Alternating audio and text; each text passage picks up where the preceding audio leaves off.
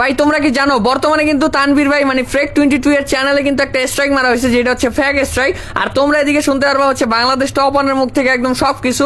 আর Bangladesh top one ভাই, যার fan base এত বেশি, এত এত ফলোয়ার, এত এত ভাই সাপোর্টার আছে, বাট এই বাংলাদেশ টপ ওয়ান অর্থাৎ রাত বাইরেও কিন্তু ভাই কেউ একজন থ্রেড দিছে যে ওর চ্যানেল উড়িয়ে দিবে। তো তোমরা এই সবকিছু কিন্তু রাত ভাইয়ের মুখ থেকে শুনতে পারবা। তো চলো ফুল ভিডিওটা দেখে আসি। তানভীর ভাই চ্যানেলে ফেক স্ট্রাইক মারছে, রিয়েল না ফেক, এজন্য ভিডিও লাইভ হয়ে গেছে।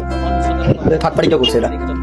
এখন একটা ঘটনা কই, কালকে আমারও মেইল করছে, মেইল করে আমারে একজনে বলছে যে কালকে থেকে ওয়াচ পার্টি করলে চ্যানেল, ফেসবুক, ইউটিউব, টিকটক কিছুই থাকবে না, এরকম ভাবে থ্রেট দিছে কেউ একজন। যেই দিছে জানি না, আননোন।